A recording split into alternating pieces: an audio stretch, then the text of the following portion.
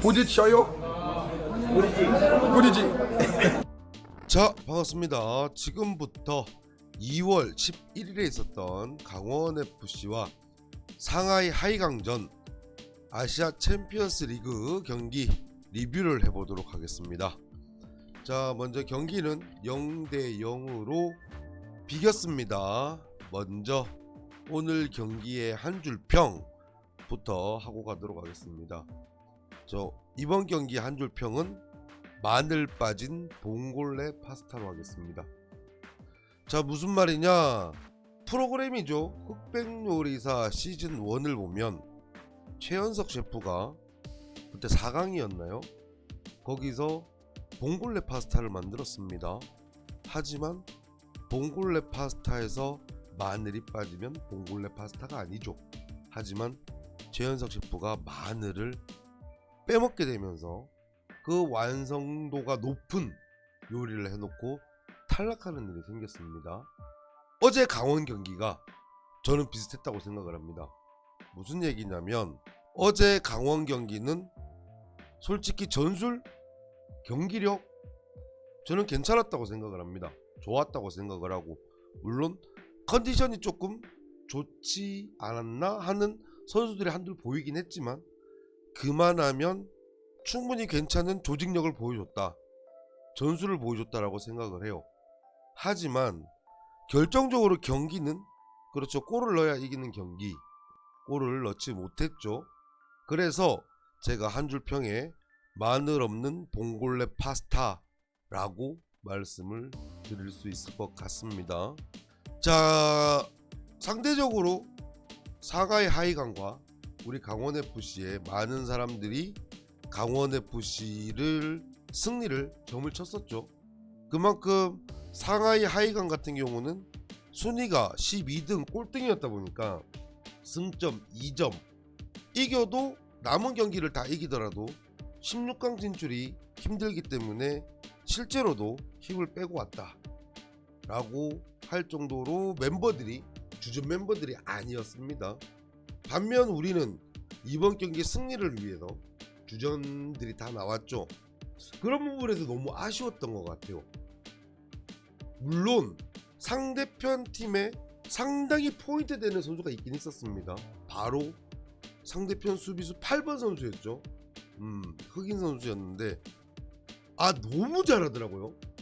수비로서 우리 선수들의 진로라든지 패스라든지 데인마크라든지 너무나 우리가 정말 전술적으로 패스워크를 하고 찔러주고 돌파를 하고 하는데 그 선수가 다 마킹을 했다 할 정도로 너무나 좋은 경기력을 보여줬던 건 사실입니다.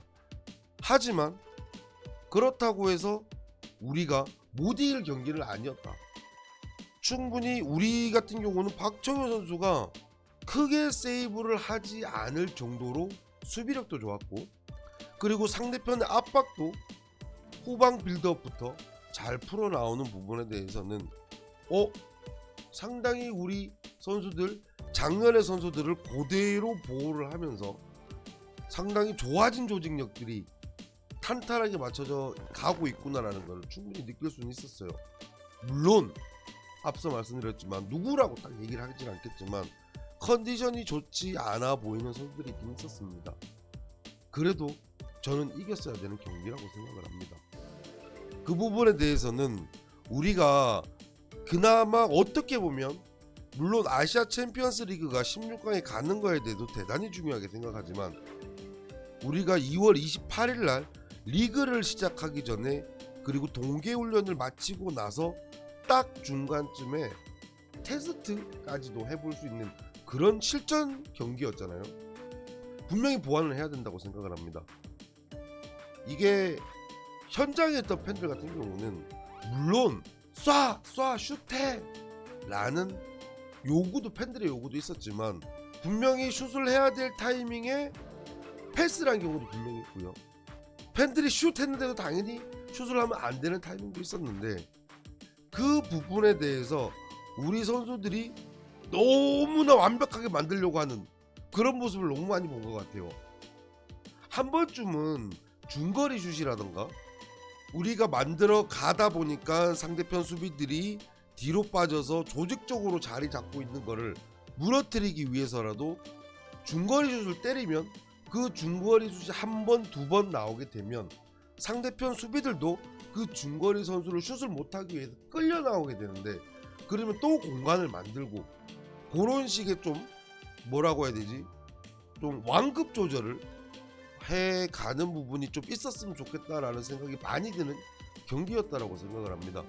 처음부터 끝까지 너무 완벽하게 골대까지 막판 앞에서도 패스하고 완전히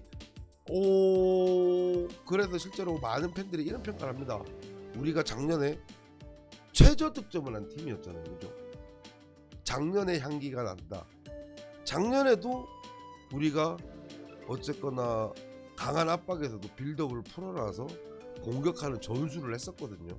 물론 작년보다는 훨씬 더 유기적이고 훨씬 더 잘 풀어나가는 느낌은 확실하게 받았어요.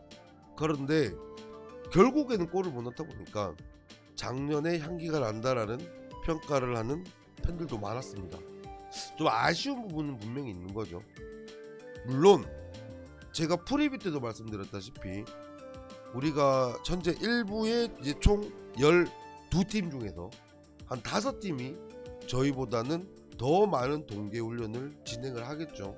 저희는 아시아 챔피언스 리그를 해야 되니까 그 부분에 대해서 좀 더 훈련하는 부분에 대해서 아쉬운 부분은 분명히 있지만, 어떻게 보면 이 실전 경기를 통해 가지고 빠르게 우리의 부족한 부분을 체크를 해야 된다라고 생각을 합니다. 당장 다음 주에 멜버른 원정이 있습니다. 거의 10시간 넘게 비행기를 타고 가서 경기를 해야 되는 상황인데, 그리고 멜버른이 현재 4위를 하고 있는 만큼 절대 쉽지 않은 팀입니다. 상하이 하이강 팀보다도 훨씬 어려운 상대라고 봐야 되거든요. 하지만 우리가 이번에 비기면서 울산이 지게 되면서 저희가 8등, 울산이 현재 9등인데 바로 다음 경기가 저희가 멜버른하고 할 때 상하이 하이강 홈에서 울산과의 또 경기가 있습니다. 그렇다 보니 당장이라도 순위가 바뀔 수 있는 만큼 멜버른 원정이 아시아 챔피언스 리그 기준으로 상당히 중요한 경기가 됐습니다. 그렇기 때문에 마지막까지 우리 팬들은 그래도 16강 진출, 강원FC의 업적을 세워줬으면 하는 바람으로 열심히 응원을 할 텐데, 그래서 어제 경기가 더 아쉬운 것 같아요. 충분히 우리가 이길 수 있는 경기였고 우리 홈이었고 너무나 경기를 잘했는데 물론 지지 않아서 승점 1점을 확보했다는 것도 있지만 좀 아쉬운 것 같습니다. 자, 그래도 그 중에서 더 아쉬웠던 거 하나 했었죠. 바로 강투지 선수의 헤딩 코너킥 상황에서 강투지 선수와 신민아 선수가 동시에 헤딩을 떴는데, 그쵸, 강투지 선수가 헤딩을 했는데 바로 앞에 있는 신민아 선수의 머리를 맞고 나가는 그런 너무나 또 아쉬운 상황도 있었고, 참 우리의 골 결정력도 결정력이지만 운도 안 따랐던 경기이지 않는가 그렇게 생각을 합니다. 이미 지나간 상황이고, 그리고 다음 주에 멜버른 원정 경기가 있고, 그리고 그 다음 주에는 개막이 시작되는 만큼, 그리고 이번 경기에서 우리가 어떤 부분이 부족한 부분인지 체크가 충분히 되는 만큼 빠른 시일 내에 수정을 해서 보완을 해서 멜버른 원정에서도 좋은 경기를 펼쳐주고 시즌이 들어가기 전에 수정 보완이 돼서 이번 2026 시즌 강원FC가 좋은 경기력을 보였으면 하는 바람입니다. 자, 오랜만에 여러분들을 현장에서 뵈어서 너무 기분 좋았고요. 그리고 우리 선수들의 경기를 봐서 솔직히 너무 좋았습니다. 물론 현장에서도 아쉬움도 많았지만 그렇다고 해서 감독님이든 선수들에게 화가 난다고 할 정도의 그런 안 좋은 분위기는 아니었어요. 그리고 제가 선발 예측을 다 맞췄죠. 제가 선발 예측을 하고 나서 그날 저녁에 소식을 들었습니다. 김건희 선수와 이유연 선수가 근육 부상으로 뭐 심한 부상은 아닌데 근육 부상으로 엔트리에 참여를 못한다더라라는 이야기를 접했습니다. 그리고 시즌에 맞춰가지고 회복 훈련을 하고 있다라는 소식을 들었는데, 어쨌거나 김건희 선수도 그렇고 이유현 선수도 그렇고 우리에게 핵심 자원들이잖아요. 시즌 전에 잘 회복해서 울산 개막전 때 건강하게 다시 뵀으면 좋겠다라는 말씀을 드리면서, 어쨌거나 오랜만에 모두들 추운 날씨에 고생을 하셨고 모두 만나서 반가웠고, 반가운 마음으로 그리고 빨리 우리 강원FC의 부족했던 부분 수정 보완하기를 바라는 마음에서 마지막으로 박수를 치면서 리뷰를 마치도록 하겠습니다. 자, 우리 모두들 반가웠고 즐거웠습니다.